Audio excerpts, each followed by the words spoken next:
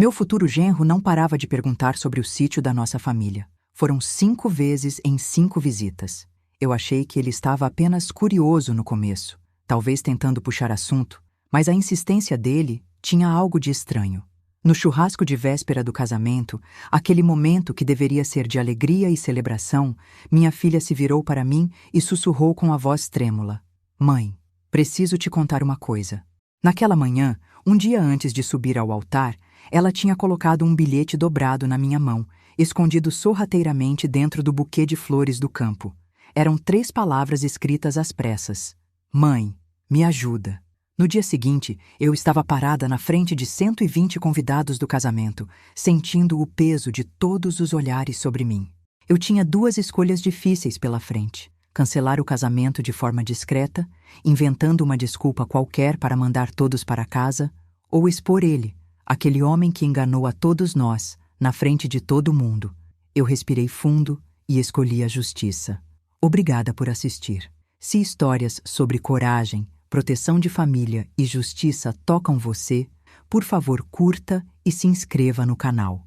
Isso nos ajuda a trazer mais casos envolventes e reais como esse para vocês. Comente aqui embaixo o que você acha dessa situação ou de onde está assistindo. Um aviso importante antes de começarmos: embora os personagens e cenários sejam criações para contar a história da melhor forma possível, os temas de conscientização sobre abuso contra idosos, golpes financeiros e proteção familiar são, infelizmente, muito reais e acontecem todos os dias no nosso Brasil. Vamos voltar ao início. Meu futuro genro perguntou sobre a divisa da propriedade de novo. Percebi pelo jeito calculado que ele parou no meio da frase, com a xícara de café parada na metade do caminho até a boca, os olhos castanhos seguindo além da janela da cozinha em direção à linha das árvores distantes onde nossos 75 hectares terminavam. "Dona Carmen, onde exatamente a sua propriedade termina?" A voz dele tinha aquele tom casual e fácil, ensaiado, que as pessoas usam quando estão tentando fazer uma pergunta interesseira parecer apenas papo furado de fim de tarde. 5 vezes. Foram 5 visitas ao longo de 3 meses. E em todas as vezes, sem exceção, Bruno encontrava um jeito, uma brecha na conversa, para perguntar sobre as divisas, onde a terra começava, onde terminava, o que havia depois daquele bosque de pinheiros, quanto valia o hectare na região. Na primeira vez, pensei que fosse apenas curiosidade de rapaz da cidade grande, deslumbrado com o espaço. Quem nasce na capital, no meio do concreto, nem sempre entende a vida no interior, a dimensão de um sítio.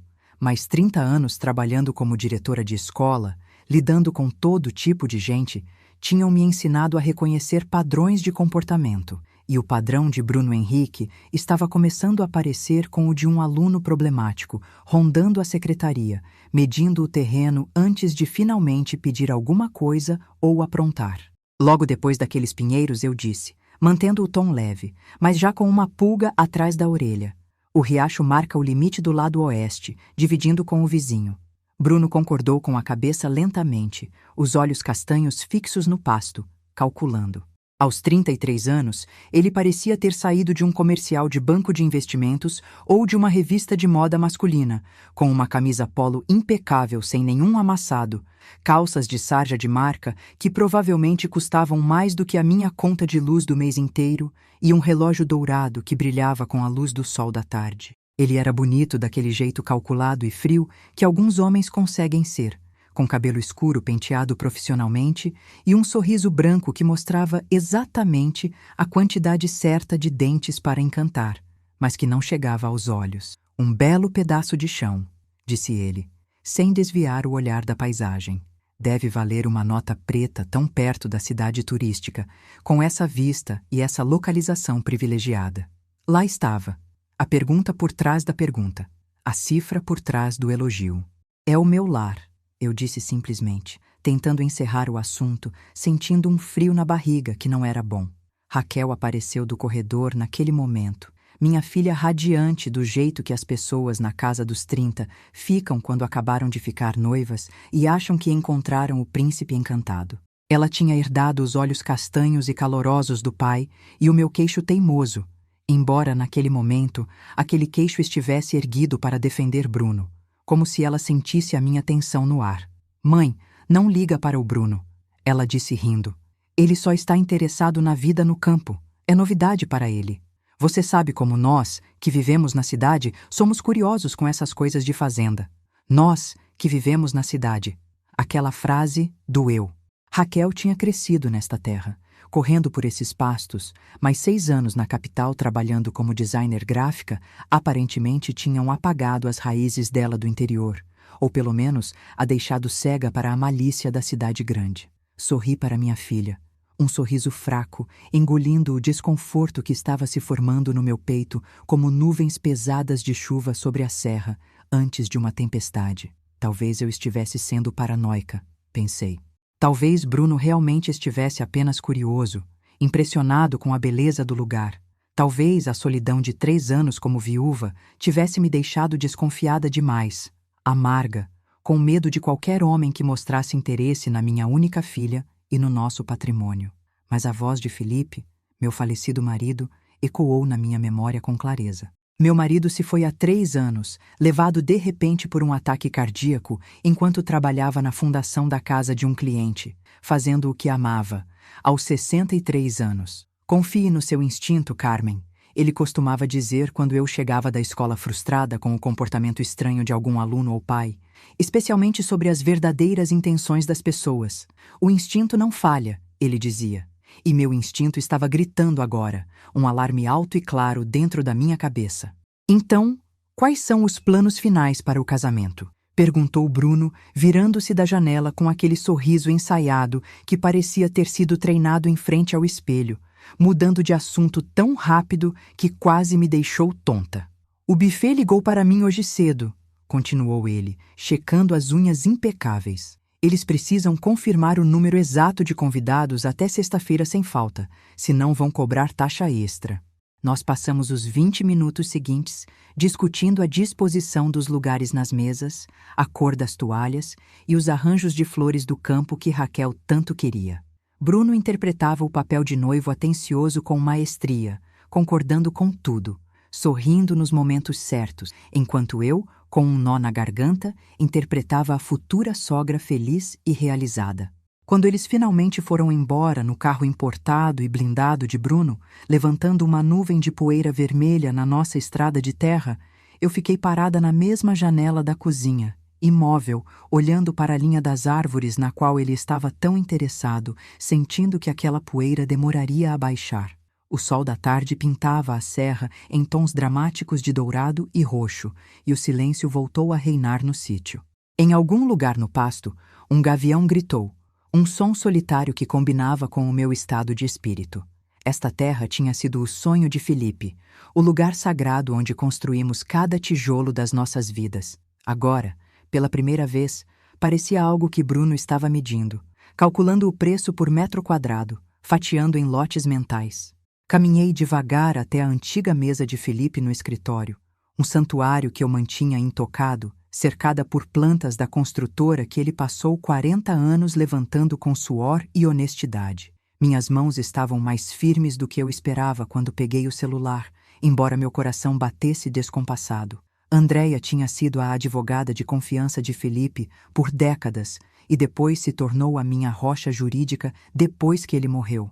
Se alguém neste mundo podia me ajudar a descobrir se eu era apenas uma velha chata, amarga e paranoica, ou uma mãe leoa protegendo a filha de um perigo real, essa pessoa era a Andréia.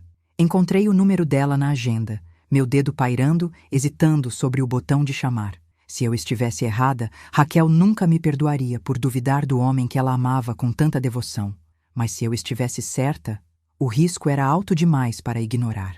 O telefone tocou uma vez, alto no silêncio da casa, antes que eu pudesse mudar de ideia e desistir.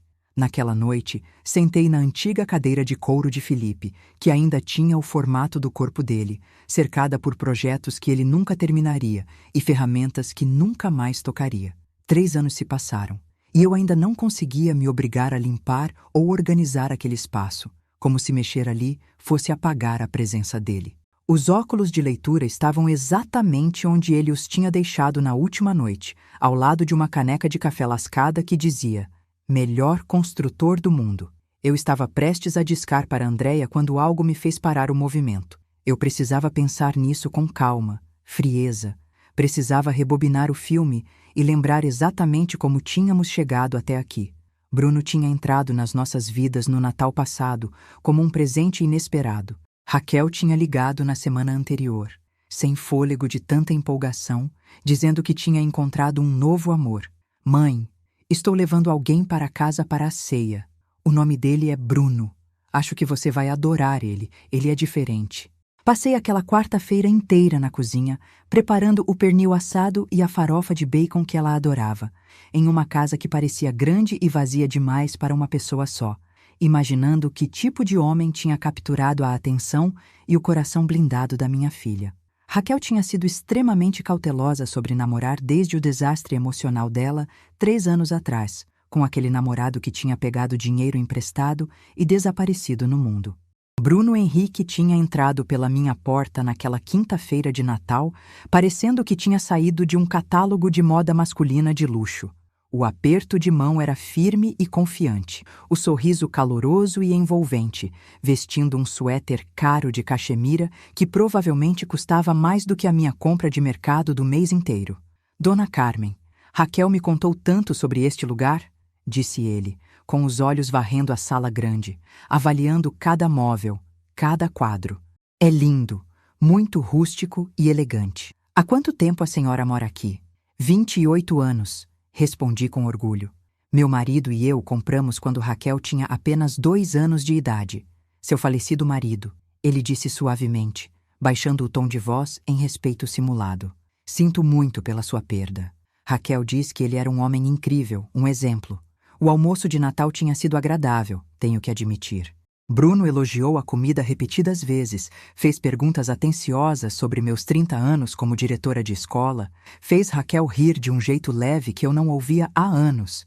Por aquelas poucas horas, me senti grata por ver minha filha feliz. Foi só quando fomos para a varanda tomar o café da tarde, assistindo o sol se pôr atrás da Serra da Mantiqueira, que ele fez a primeira pergunta, a primeira sondagem. Esta propriedade deve ser muito especial, única na região. Quanta terra vocês têm aqui exatamente? Um pouco mais de 75 hectares, respondi sem malícia. Felipe e eu compramos em 1996. Naquele momento, o interesse de Bruno tinha parecido casual, conversa de visita. Agora é o meu lar, completei. Os meses que se seguiram passaram com uma velocidade assustadora, como um trem desgovernado. Em janeiro, Bruno tinha feito o pedido de casamento em algum restaurante chique e caro na capital. Raquel tinha me ligado à meia-noite, chorando de alegria, dizendo que tinha dito sim. 4 meses de namoro parecia terrivelmente rápido para um noivado, mas eu disse todas as coisas certas. Dei os parabéns, segurei minha língua. Em fevereiro, marcaram a data para 14 de setembro, bem aqui no sítio. Raquel queria casar onde a memória do pai vivia em cada árvore, onde ele tinha construído nossa vida tijolo por tijolo.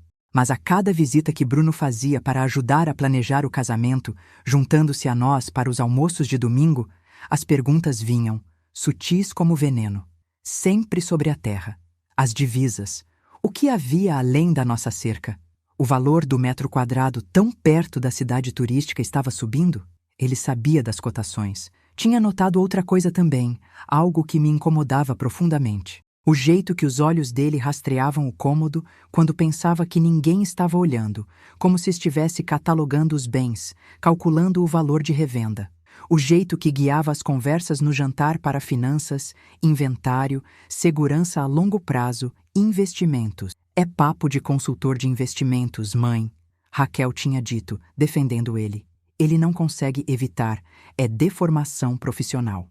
Mas sentada na mesa de Felipe agora, com as plantas espalhadas diante de mim e a luz do abajur criando sombras longas, percebi que tinha sentido o perigo desde aquele primeiro Natal. Havia algo calculado demais no charme de Bruno, ensaiado demais no interesse, perfeito demais para ser humano. Felipe teria visto a máscara cair imediatamente. Ele sempre foi melhor em ler o caráter das pessoas do que eu. Apesar dos meus 30 anos, lidando com adolescentes problemáticos. Confie no seu instinto sobre as pessoas, Carmen, ele costumava me dizer segurando minha mão. especialmente quando elas parecem boas demais para ser verdade. É aí que mora o perigo. Olhei para o celular de novo, o número de Andreia ainda brilhando na tela. Dessa vez, apertei o botão de chamar sem hesitar nem por um segundo. Andreia atendeu no segundo toque, a voz carregando aquela clareza afiada e profissional que a tinha tornado a melhor e mais temida advogada da região. Carmen, que surpresa! Eu estava pensando em você agorinha mesmo, disse ela. Algo no tom familiar dela me acalmou instantaneamente. Andreia tinha cuidado de cada detalhe do espólio de Felipe depois que ele morreu, resolvendo as complexidades da venda da construtora e das patentes com uma paciência e competência que eu não merecia no meu estado de luto profundo. Mais do que advogada, tinha sido amiga pessoal de Felipe. Preciso falar com você sobre o noivo de Raquel, eu disse, indo direto ao ponto, minha voz saindo mais firme do que eu sentia. Pode não ser nada, Andreia. Posso estar imaginando coisas, ficando velha e desconfiada. Expliquei tudo para ela. As perguntas incessantes de Bruno sobre a nossa terra. 5 visitas, 5 maneiras diferentes e criativas de perguntar onde a propriedade terminava, quanta terra possuíamos, o jeito que os olhos dele analisavam os quartos como um corretor, o interesse muito específico e técnico em testamentos, curatela e segurança financeira. Ele perguntou de novo hoje. Finalizei, sentindo o peso das palavras. Raquel acha que estou sendo ridícula, implicante. Talvez ela esteja certa. Talvez eu seja apenas uma viúva paranoica que não quer largar o osso. Para com isso agora, a voz de Andreia cortou meu pensamento autodepreciativo como uma faca. Quanto tempo você trabalhou como diretora de escola, Carmen? 30 anos, respondi. Por que a pergunta? E quantos problemas graves você evitou apenas percebendo pequenas coisas, pequenos padrões de comportamento nos alunos? Pensei nos alunos que ajudei, nas brigas que impedi, nas drogas que interceptei. Dezenas, talvez centenas, admiti. Seus instintos mantiveram 800 crianças seguras todo ano por 3 décadas seguidas. Não vou apostar contra seus instintos agora, disse ela com firmeza. Ela mudou imediatamente para o modo profissional, a advogada assumindo o comando. Me fale sobre esse Bruno. O que ele diz que faz? Diz que é consultor de investimentos na capital. Namorando Raquel há quanto tempo? 9 meses no total. Noivaram em janeiro, com 4 meses. Houve uma pausa longa na linha. Isso é muito rápido, disse ela. O alívio me inundou como uma onda. Outra pessoa sensata tinha notado a pressa absurda. Eu sei, suspirei. Carmen, escute bem. Trabalho com heranças e inventários há 25 anos. As pessoas mais interessadas em gerenciar as finanças de parentes idosos ou sogras geralmente são aquelas que não deveriam nem chegar perto de um cartão de crédito alheio. Ele não está gerenciando minhas finanças. Defendi por reflexo. Só faz perguntas. Por enquanto, o tom de Andreia ficou mais sério e sombrio. Por enquanto, ele só pergunta. Deixe eu investigar isso discretamente, Carmen. Tenho recursos, acesso à verificação de antecedentes criminais, contatos em cartórios. Me dê 3 dias. 3 dias? Perguntei. Para começar a varredura. Se Bruno Henrique for exatamente quem diz ser, saberemos e você poderá relaxar e curtir o casamento. Mas se houver algo mais, ela deixou a frase no ar, cheia de significado e perigo. Raquel nunca vai me perdoar se eu estiver errada e investigar o noivo dela pelas costas, confessei meu maior medo. Você prefere pedir perdão depois ou assistir sua filha se casar com um homem que está atrás da sua terra e do seu dinheiro? Pura franqueza de Andreia, dura mas necessária. Estamos apenas fazendo o que precisa ser feito, a devida diligência. Qualquer mãe responsável faria o mesmo. E se você encontrar alguma coisa ruim? Perguntei, temendo a resposta. Então lidamos com isso juntas, com a lei do nosso lado. Você não está sozinha nessa guerra. Felipe iria querer alguém cuidando de vocês duas, com unhas e dentes. O nome de Felipe trouxe lágrimas inesperadas aos meus olhos. Andreia tinha estado no funeral, segurado minha mão gelada durante a leitura do inventário, o conhecia como cliente e como grande amigo. Ok, eu disse, tomando a decisão. Investigue ele. Vire a vida dele do avesso. Te ligo na quarta-feira com o relatório preliminar. Enquanto isso, Carmen, preste atenção. Não assine nada que Bruno sugerir. Nada. Não dê a ele acesso a documentos financeiros, não mostre extratos e haja o mais normalmente possível. Só isso. Só isso é o mais difícil. E Carmen, confie em si mesma. Você ganhou esse direito. Depois que desligamos, fiquei no silêncio pesado do escritório de Felipe. 3 dias pareciam uma eternidade para esperar. Abri a gaveta debaixo da mesa, onde tinha guardado os documentos mais importantes da nossa vida. A escritura da propriedade estava bem em cima. Desdobrei o papel amarelado cuidadosamente, passando os dedos sobre a descrição legal da terra. Compra em 1996. Preço de compra na época, R$100 mil. Eu nunca tinha realmente parado para pensar no que poderia valer agora, em valores de mercado. Tínhamos comprado pelo espaço, pelas montanhas, pelo sonho de criar Raquel em um lugar livre e seguro. Mas a capital vinha crescendo e se aproximando vorazmente há anos, e nossa cidadezinha na serra não era mais o lugar pacato e barato que tínhamos encontrado décadas atrás. Os números me encaravam da página. R$100 mil em 96, o que valeriam 75 hectares hoje, tão perto da cidade turística mais valorizada do estado, com a vista da serra se erguendo majestosa além do nosso pasto. Se Bruno estava fazendo perguntas, talvez eu precisasse saber as respostas reais. Sentei na quietude do escritório, sentindo a presença de Felipe. A luminária de mesa lançava sombras sobre as plantas que ele nunca terminaria. A escritura da propriedade estava aberta diante de mim. Gleba de 75 hectares. Felipe tinha visto o potencial quando ninguém mais viu. Terra valoriza, minha velha. Ele tinha dito com aquele sorriso visionário. Estamos comprando nosso futuro e a segurança da nossa menina. Ele estava certo, como sempre. A região tinha se transformado em um polo de luxo conforme a cidade grande se espalhava. O corretor de imóveis que tinha ligado no ano passado, insistindo para vender, estimou nossa propriedade em mais de R$20 milhões, só a terra nua. Mas o sítio era apenas a ponta do iceberg do legado de Felipe. Peguei a pasta confidencial do espólio que Andréia tinha preparado após o falecimento. Folheando até o resumo dos bens, os números entraram em foco com uma clareza assustadora e perigosa. Valor total do patrimônio acumulado, R$45 milhões.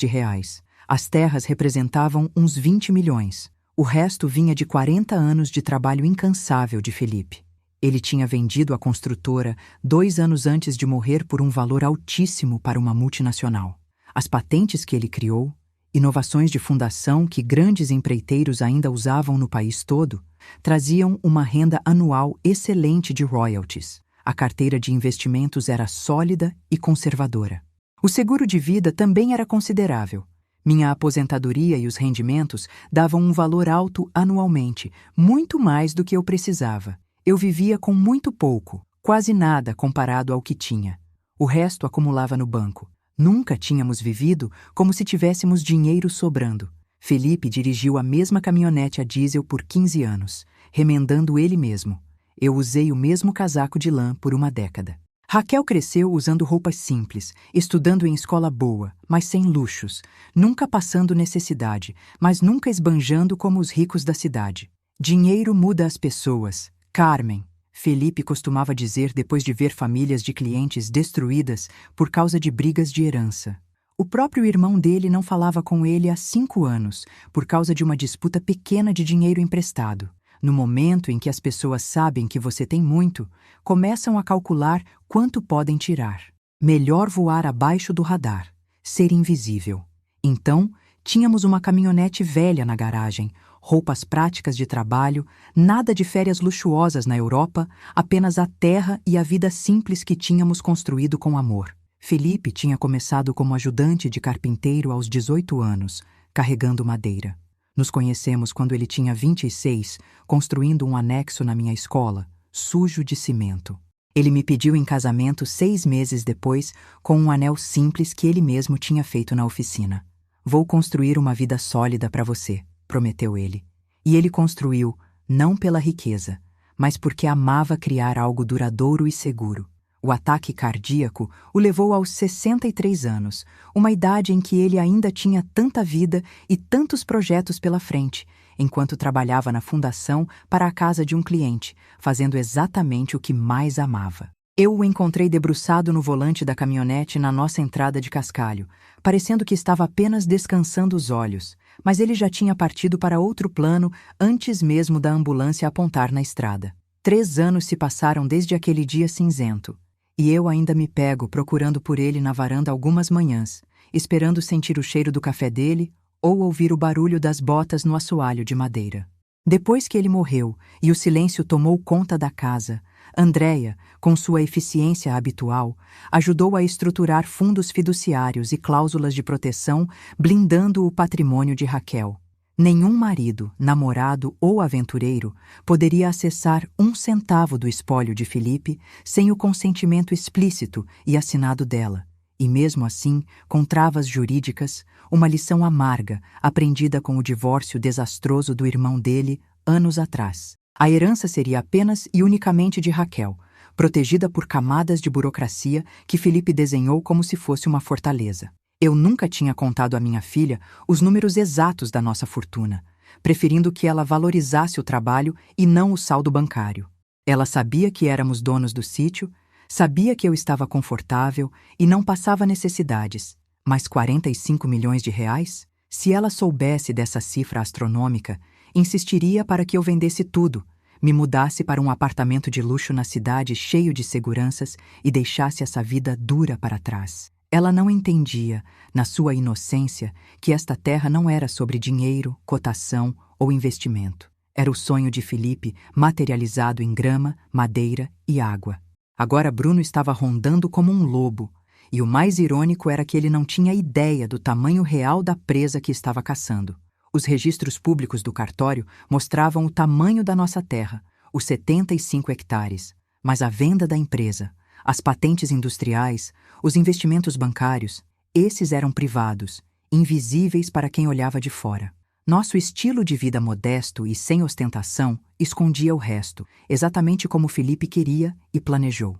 O telefone tocou na quarta-feira de manhã, rasgando o silêncio enquanto eu tomava meu café preto na varanda, olhando a neblina se dissipar na serra. Eram passados exatos 3 dias, como Andréia tinha prometido. Carmen, a voz dela do outro lado da linha, carregava um peso grave, uma densidade que eu só tinha ouvido uma vez antes, quando o testamento de Felipe foi contestado por um parente distante. Você pode vir ao meu escritório esta manhã, agora mesmo? Isso não é algo que devamos conversar por telefone, é delicado demais. A xícara de café parou no ar, tremendo levemente na metade do caminho até minha boca. Você encontrou alguma coisa, Andréia? Perguntei, sentindo um frio na espinha. Encontrei várias coisas, Carmen. Uma pausa dramática que fez meu coração disparar. O quão rápido você consegue chegar aqui? Olhei para o pasto verde, para a serra imponente ao fundo, para os 75 hectares que Felipe tinha escolhido para nós com tanto amor. Estou indo agora, respondi, já procurando a chave do carro. O escritório de Andréia, no centro da cidade vizinha, cheirava a lustra-móveis antigo e café fresco coado na hora. A pasta de documentos que ela deslizou pela mesa de madeira maciça em minha direção era grossa o suficiente para fazer meu coração parar uma batida. Ela tinha fechado a porta com chave e baixado as persianas da janela, coisa que só fazia para casos criminais ou muito complicados. A expressão no rosto dela era aquela máscara profissional que significava péssimas notícias. Bruno já fez isso antes, disse ela sem rodeios, olhando nos meus olhos. 2 vezes que consegui confirmar documentalmente. A sala girou ao meu redor, as paredes parecendo se fechar. Segurei na borda da mesa para não tontear. O quê? Como assim? Andréia abriu a pasta lentamente, revelando fotografias coloridas, presas aos documentos impressos. Juliana Paiva, 28 anos, herdeira, filha de um empresário de tecnologia de Florianópolis. Bruno namorou com ela por 5 meses intensos em 2022. Ficaram noivos naquela primavera. Tudo muito rápido. Ela empurrou uma foto na minha direção com a ponta do dedo. Uma jovem bonita rindo em um restaurante à beira-mar, feliz. O braço de Bruno estava ao redor dos ombros dela, possessivo. O mesmo sorriso encantador e predador que ele tinha dado a Raquel no nosso Natal. O noivado acabou misteriosamente 2 semanas depois que Bruno participou de uma reunião de família sobre o espólio dos Paiva. A mãe de Juliana tinha morrido de câncer no ano anterior, deixando a filha vulnerável. Bruno fez perguntas muito específicas e técnicas na reunião sobre transferências de imóveis, estruturas de herança e liquidez dos bens. Andréia bateu no documento com a caneta. 2 semanas depois dessas perguntas, ele desapareceu do mapa. Sem explicação, sem endereço novo, bloqueou todos. A família Paiva pagou R$ 200.000 para ele ir embora sem fazer barulho, sem escândalo e assinar um acordo de confidencialidade. Eles acharam mais fácil pagar do que enfrentar um processo público ou ver a filha sofrer mais. Minhas mãos tremiam incontrolavelmente sobre as fotos. Você disse 2 vezes, murmurei. Andréia puxou outra fotografia, de outra moça. Nicole Santos, 29 anos, filha única de um dono de imobiliária na capital. Bruno namorou com ela 4 meses em 2023, logo depois da Juliana, e noivaram em agosto. Essa mulher tinha cabelo mais claro, um sorriso mais suave e tímido, o mesmo olhar esperançoso e apaixonado que Raquel ficava quando estava perto de Bruno. Mesmo padrão, idêntico, cirúrgico. A mãe de Nicole tem Alzheimer avançado e vive em uma clínica. O pai estava atualizando o testamento e a gestão dos bens. Bruno pediu em casamento logo antes de uma reunião financeira importante da família. 3 semanas depois, sumiu. A família Santos pagou R$ 300.000 para se livrar dele. Andréia se inclinou para a frente, baixando a voz. O advogado do pai de Nicole entrou em contato comigo em segredo hoje cedo, quando comecei a fazer perguntas nos bastidores. Ele queria nos alertar, disse que esse homem é perigoso. 2 mulheres jovens, 2 famílias ricas, o mesmo homem, o mesmo sorriso, o mesmo golpe. Essas famílias não processam criminalmente porque não conseguem provar a intenção de fraude. Andréia continuou, explicando a brecha legal. Bruno nunca tocou no dinheiro grosso diretamente. Apenas fez perguntas, participou de reuniões, reuniu informações privilegiadas e depois foi embora com um acordo. Terminar um noivado não é crime no Código Penal. Ele é um profissional, sussurrei, sentindo nojo. Sim, a voz de Andréia suavizou, mas ficou firme. E Carmen, preste atenção no detalhe mais macabro. A mãe da Juliana tinha morrido. A mãe da Nicole estava incapacitada com Alzheimer. Bruno tem como alvo específico mulheres jovens e ricas cujas mães se foram ou não podem proteger as filhas. Mulheres sem essa barreira de proteção materna. Raquel perdeu Felipe há 3 anos, ficou fragilizada, mas tem você. Bruno viu a vulnerabilidade nela, mas viu você como um obstáculo ou uma ferramenta. Ambas as famílias anteriores tinham riqueza significativa, mas estilos de vida discretos, sem ostentação. Andréia disse que o dinheiro dos Paiva estava reinvestido na empresa, não em carros importados. A riqueza dos Santos estava imobilizada em prédios comerciais, não em luxo para mostrar no Instagram. Bruno faz a lição de casa dele, investiga antes de atacar. Assim como a escolha de Felipe de não ostentar nos protegeu até agora, também atraiu esse tipo de gente que fareja dinheiro velho. Os registros públicos mostram suas terras, Andréia continuou. Bruno pode estimar que valem alguns milhões, talvez 20, mas não sabe sobre as patentes de Felipe, a venda da empresa, o valor real de 45 milhões. Ele acha que encontrou uma viúva confortável com um sítio valioso que pode ser loteado. Raquel está noiva há 4 meses, eu disse, fazendo as contas mentalmente. Esses outros namoros duraram de 4 a 5 meses antes do golpe final. Você está perto do prazo final típico dele, Carmen. Exceto que dessa vez há um casamento marcado de verdade. Isso dá a ele acesso legal aos bens se ele casar com comunhão parcial e depois a senhora falecer ou for interditada. Este pode ser o maior golpe da vida dele, a aposentadoria dele. Pensei em Raquel escolhendo flores, provando bolo, acreditando no amor, sendo usada. O que nós fazemos, Andréia? Como paramos isso? Precisamos de alguém que possa cavar mais fundo do que eu. Rastrear Bruno além dos registros comuns, além do que está no Google. Encontrar outras vítimas que não pagaram o silêncio. Descobrir quem ele realmente é, porque Bruno Henrique certamente não é o nome de batismo dele. Andréia tirou um cartão de visita preto da gaveta da mesa. Marcos Oliveira, investigador particular, ex-policial civil com muitas conexões. 15 anos de experiência em fraudes. Ele é caro, muito caro, mas é o melhor do estado. Discreto, detalhista, invisível. Encontra coisas que as pessoas matariam para manter escondidas. Não hesitei nem por um segundo. Contrate ele, ordenei. Carmen, o valor dele é alto, avisou ela. Não me importa quanto custa, minha voz saiu dura como aço. Tenho 45 milhões para proteger, mas principalmente tenho uma filha. Preciso saber com quem minha filha está se casando. Tudo. Ele pode começar hoje? Andréia sorriu levemente, aprovando minha postura. Vou ligar para ele agora mesmo. Ela pegou o telefone e eu olhei novamente para as fotografias de Juliana e Nicole espalhadas na mesa. Duas mulheres que tinham amado Bruno Henrique. Duas famílias que tinham sangrado dinheiro para ele desaparecer. Raquel não seria a terceira vítima. Raquel seria a última. Marcos chegou na minha casa na terça-feira de manhã, dirigindo um carro popular cinza tão comum e sem graça que esqueci a marca e a cor no momento em que ele se afastou, o que percebi depois que era exatamente o objetivo dele, ser esquecível. Ele tinha talvez uns 50 e poucos anos, com aquele tipo de calma e silêncio que vinha de anos observando pessoas que não queriam ser observadas. Quando ele apertou minha mão na entrada, o aperto foi firme, seco, mas sem aquele exagero performático de quem quer impressionar. O aperto de mão honesto de alguém que tinha passado décadas na Polícia Civil, lidando com o pior da natureza humana, e não tinha mais nada a provar para ninguém.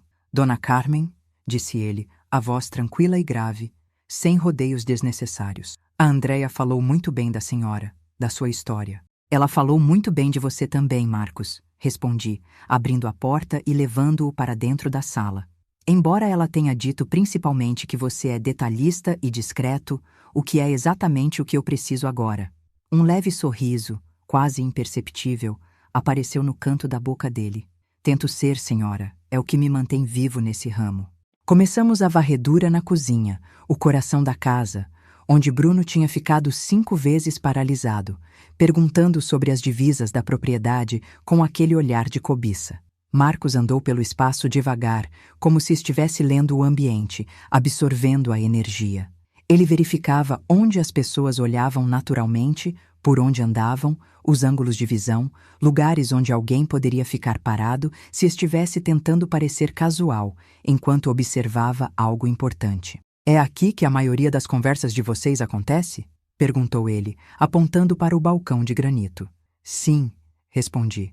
Café da tarde, café da manhã, jantares informais quando Raquel está aqui nos finais de semana. Apontei para a janela grande que dava para o pasto. Ele sempre ficava bem ali, encostado na pia, olhando fixamente para a terra lá fora. Marcos concordou com a cabeça, anotando mentalmente, e tirou uma pequena maleta preta de ferramentas de dentro da jaqueta de couro surrada. Vou instalar 3 câmeras de alta definição. Uma aqui na cozinha, uma na sala de estar focando nos sofás e uma na entrada da frente para pegar quem entra e sai. Elas são ativadas por sensor de movimento e as imagens ficam salvas direto na nuvem, em um servidor seguro. Andréia disse que está tudo certo juridicamente para a sua própria segurança dentro da sua casa. Então, não se preocupe com privacidade agora. Observei em silêncio enquanto ele trabalhava com mãos ágeis e precisas. A câmera na cozinha foi instalada atrás de um pote de vidro antigo de biscoitos na prateleira de cima, camuflada entre a tampa e o vidro. A lente não era maior que um botão de camisa, invisível a olho nu se você não soubesse onde procurar. Na sala de estar, o dispositivo desapareceu na estante de madeira maciça, encaixado perfeitamente entre 2 dos antigos manuais de construção e engenharia de Felipe, livros que ninguém mexia há anos. A da porta da frente se escondeu dentro de um sensor de alarme falso que ele fixou no canto do teto. A senhora não vai ver elas, nem ouvir nada, disse Marcos, guardando as ferramentas. Mas elas vão ver e ouvir tudo, 24 horas por dia. O que exatamente estamos procurando, Marcos? Perguntei, sentindo um arrepio. Padrões de comportamento, Dona Carmen. Com quem ele fala no celular quando a senhora sai da sala ou vai ao banheiro. O que ele faz, onde ele mexe, quando pensa que ninguém está olhando. Ele fechou a maleta com um clique seco, olhou fundo nos meus olhos e disse a verdade mais dura que eu já tinha ouvido. As pessoas mostram quem realmente são quando acham que estão sozinhas. É aí que a máscara cai e o monstro aparece. Pensei no charme de Bruno, nas respostas perfeitas e polidas, no jeito que sempre parecia saber exatamente o que dizer para me agradar. Quanto tempo isso vai levar? Perguntei ansiosa. 48 horas para eu ter uma ideia inicial e monitorar a rotina. Depois disso, precisarei cavar mais fundo no passado dele, rastrear contas bancárias, descobrir onde trabalhou, onde morou antes de vir para cá.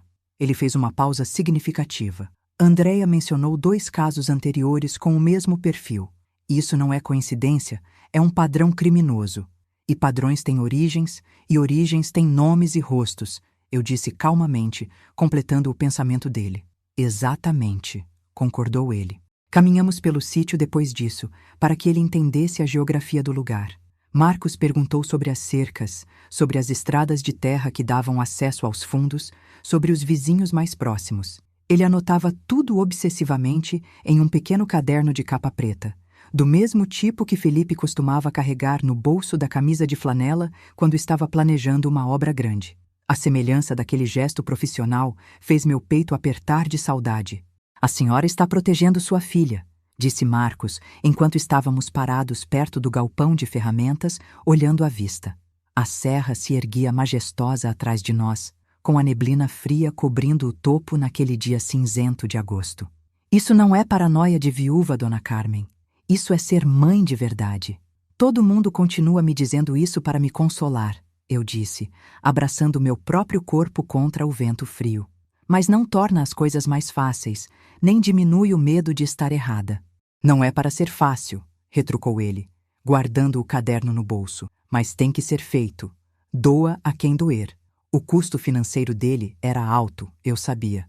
Andrea não tinha mentido sobre os honorários. Mas eu tinha passado 30 anos cuidando de 800 crianças por ano na escola, protegendo o futuro delas. Não ia parar agora pela única criança que mais importava na minha vida. Quando começamos a monitorar? Perguntei. Já começamos, disse Marcos, olhando para o relógio.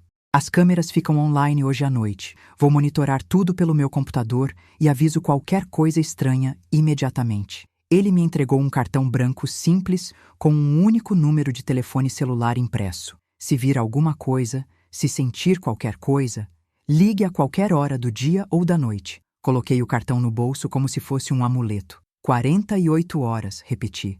48 horas, confirmou ele.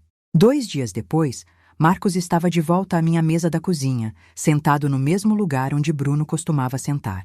Desta vez, ele não trazia ferramentas, tinha trazido pastas volumosas, impressões de banco de dados, fotos granuladas e páginas de anotações com a mesma letra apertada e técnica. Ele não perdeu tempo com cumprimentos sociais. Bruno Henrique é um nome falso, disse ele, soltando a bomba.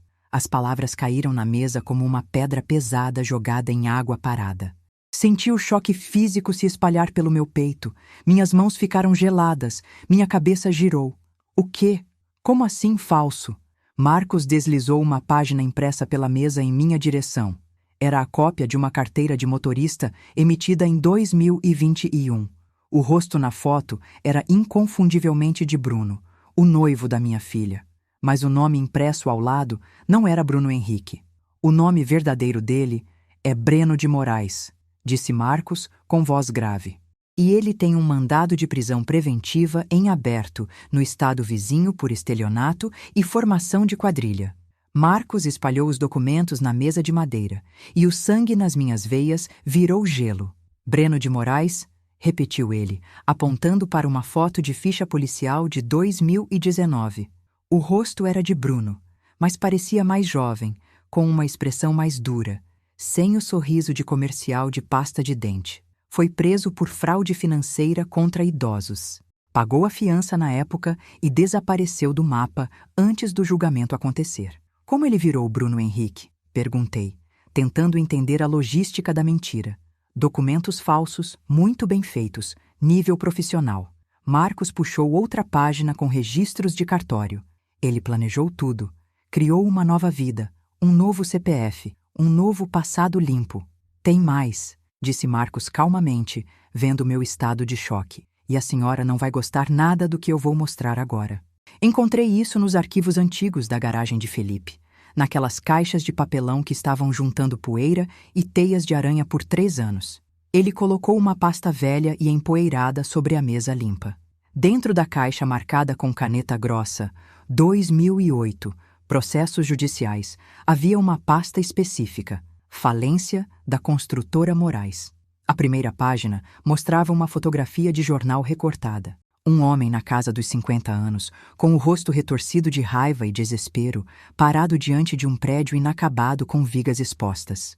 A legenda da foto dizia: Augusto de Moraes, dono da construtora Moraes, protesta contra a decisão judicial. Felipe nunca mencionou ele pelo nome em casa, eu disse, a memória voltando aos poucos enquanto eu folheava os papéis judiciais amarelados. Mas eu lembro vagamente dessa época tensa. Uma empresa concorrente tentou cobrar muito menos que a empresa do Felipe em um grande projeto comercial na capital. Eles perderam a licitação porque não tinham garantias técnicas e depois quebraram feio. 2008, disse Marcos, apontando a data.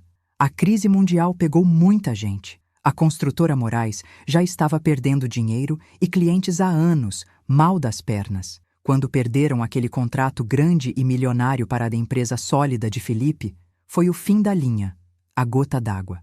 Então encontrei o recorte de obituário no meio da papelada. Augusto de Moraes, 52 anos, faleceu tragicamente em 14 de março de 2010. As palavras "tirou a própria vida" não estavam escritas com todas as letras por respeito à família, mas dava para entender nas entrelinhas da nota de falecimento. Ele deixou uma carta de despedida, disse Marcos, me entregando uma fotocópia de um papel de caderno pautado. Estava anexada no inquérito policial da época como prova. A letra era tremida, cheia de ódio e fúria. Felipe Caldwell destruiu meu negócio, destruiu minha vida e o futuro do meu filho. Espero que ele pague com sangue pelo que fez à minha família. Eu não conseguia respirar lendo aquilo. Felipe não destruiu ele, eu disse, defendendo a memória do meu marido com lágrimas nos olhos. Ele só ganhou um contrato honestamente, com melhor preço e qualidade. Isso é negócio, é concorrência leal. Eu sei disso, Dona Carmen, disse Marcos gentilmente, tocando na minha mão. Mas o luto e o desespero não querem saber de lógica ou de justiça. E um garoto de 17 anos perdendo o pai desse jeito traumático? Esse tipo de raiva não some do nada, ela cria raízes profundas. 17 anos. Marcos me mostrou uma foto de anuário de escola de 2009 que ele tinha conseguido rastrear. Breno de Moraes, no 3º ano do ensino médio. O rosto era de Bruno. Mais jovem, mais magro, com espinhas, mas inconfundível.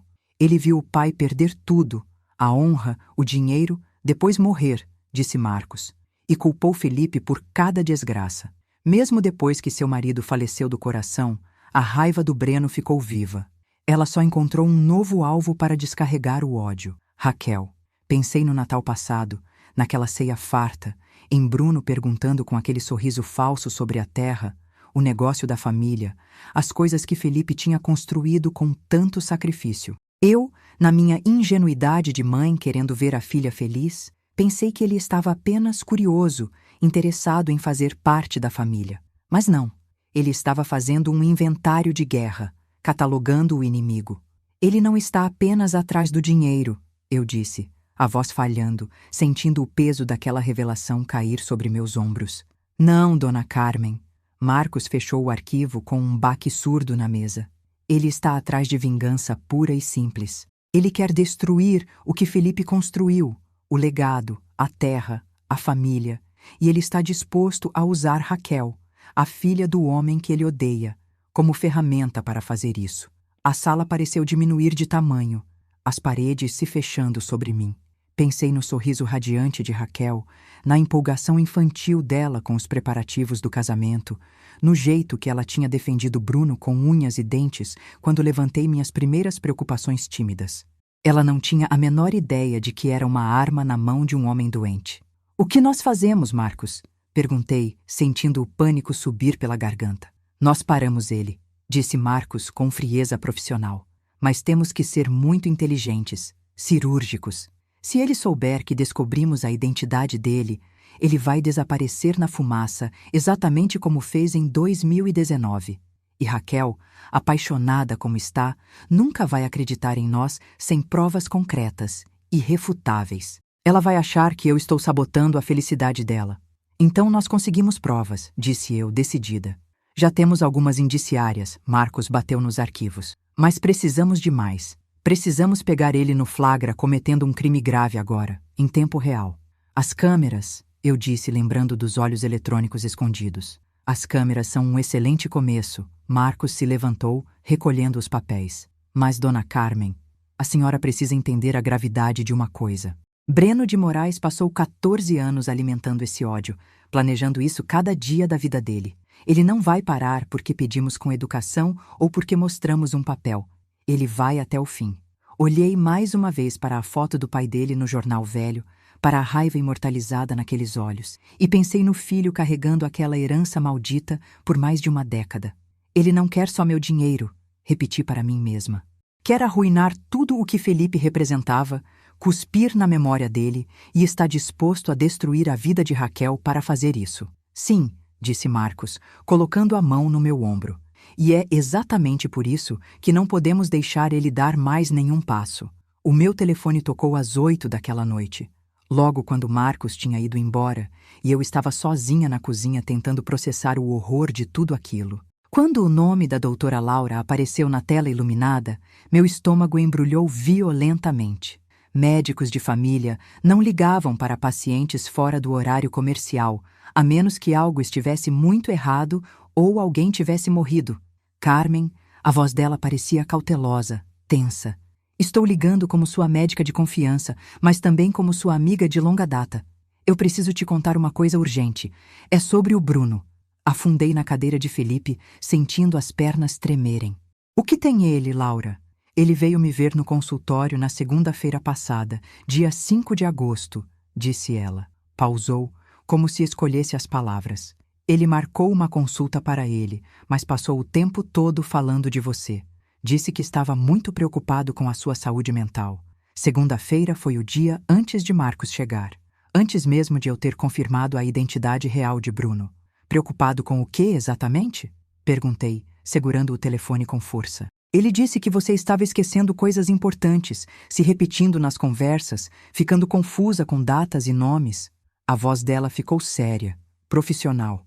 Carmen, sou sua médica há 8 anos, faço seus exames de rotina anuais. Você tem a mente mais afiada que muita gente de 30 anos. Você não tem absolutamente nenhum sinal de problemas de memória ou demência. Então, por que ele diria uma mentira dessas para a minha médica?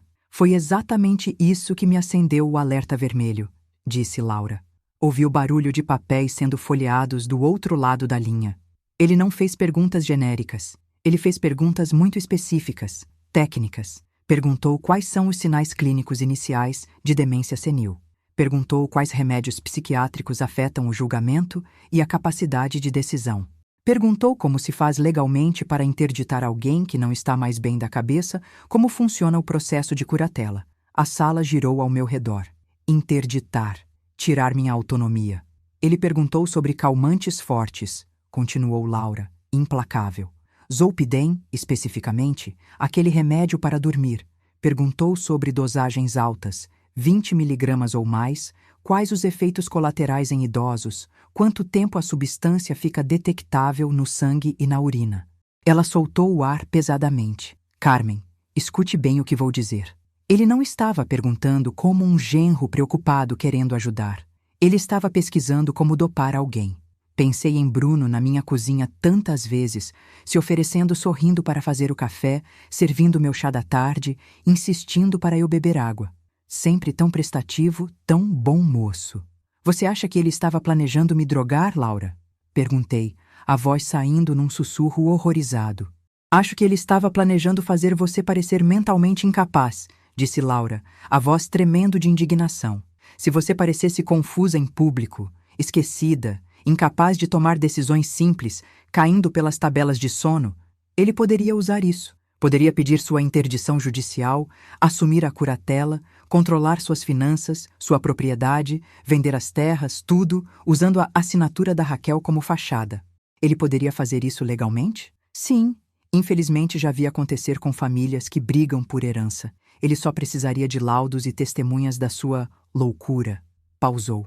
Minha própria mãe passou por algo parecido com um cuidador anos atrás. É por isso que estou te ligando agora, quebrando o protocolo. Fechei os olhos com força, vendo o sorriso de Bruno, o charme, o jeito que ele tinha se infiltrado na nossa família como um vírus. O que eu faço, Laura? Pelo amor de Deus. Primeiro, regra número 1. Não assine nada que ele te der. Nenhuma procuração, nenhum papel de banco, nada.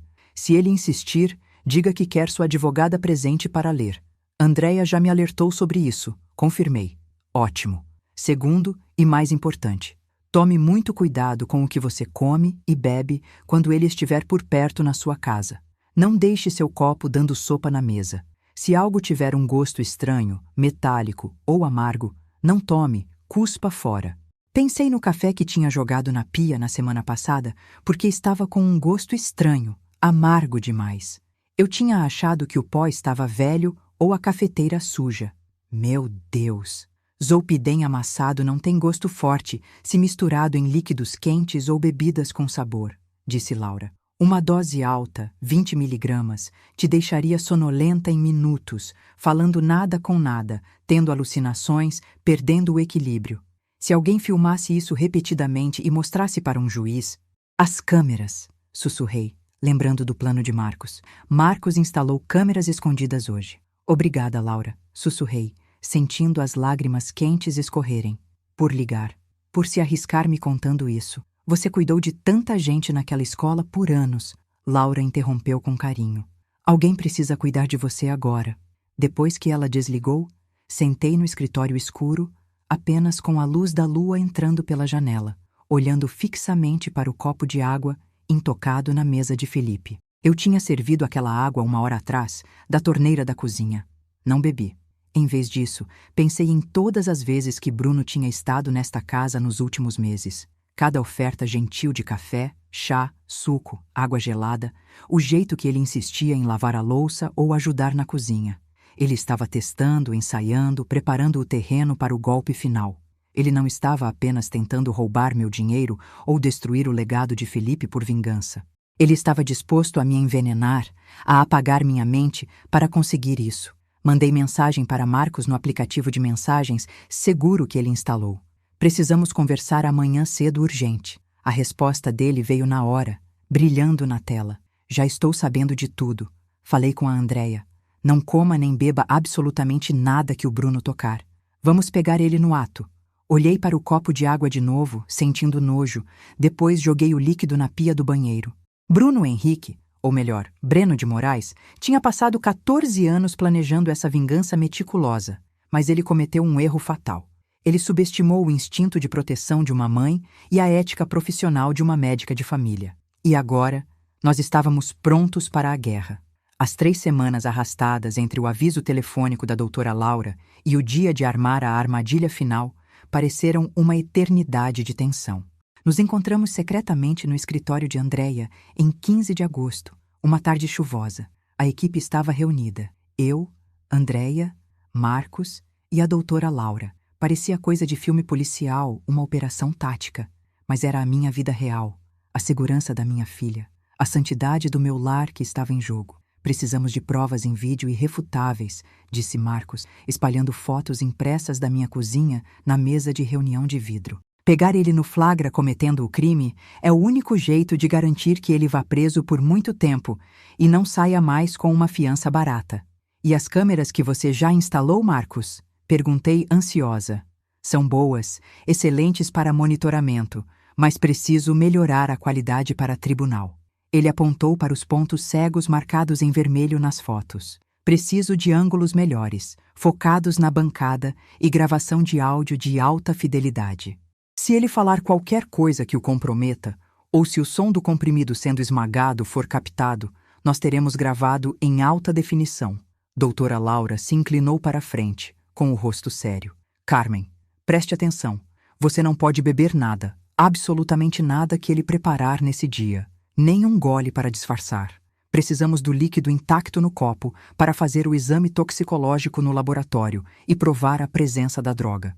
Como fazemos ele tentar me drogar justamente quando queremos? Andréia perguntou, girando a caneta.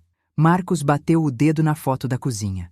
Nós criamos a oportunidade perfeita. A dona Carmen convida ele para um jantar íntimo, age normal, reclama de cansaço ou dor de cabeça, depois deixa a bebida servida lá e sai da sala por 1 minuto. Finge atender o telefone, vai buscar um remédio no quarto, vai ao banheiro. Se ele estiver planejando drogar ela como a doutora Laura suspeita, ele vai aproveitar a oportunidade de ouro de ela estar sozinha e com o copo desprotegido. Meu estômago embrulhou só de imaginar a cena. E se ele não fizer nada? E se ele só jantar e for embora? Então tentamos de novo em outra oportunidade, disse Marcos com paciência. Mas pelo que a doutora Laura disse das perguntas insistentes dele sobre o Zolpidem, ele está pronto e ansioso para agir. O casamento é em 1 mês. O tempo dele está acabando. Ele precisa que você esteja interditada ou fora de combate antes da cerimônia para controlar os bens através da Raquel. Andréia anotou tudo em seu bloco jurídico. Assim que tivermos a amostra do líquido, eu cuido da cadeia de custódia legal. A doutora Laura manda testar num laboratório certificado, pega o laudo oficial assinado. Se tiver Zolpidem ou qualquer outra substância tóxica, chamamos a polícia imediatamente com a prova material.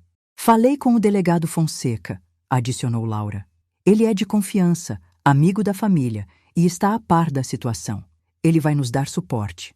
Nas semanas seguintes, Marcos voltou à minha casa e melhorou o sistema de câmeras. Elas ficaram verdadeiramente invisíveis. Uma lente minúscula atrás do número do relógio de parede, outra dentro do sensor de fumaça acima da ilha da cozinha, e microfones escondidos na estante.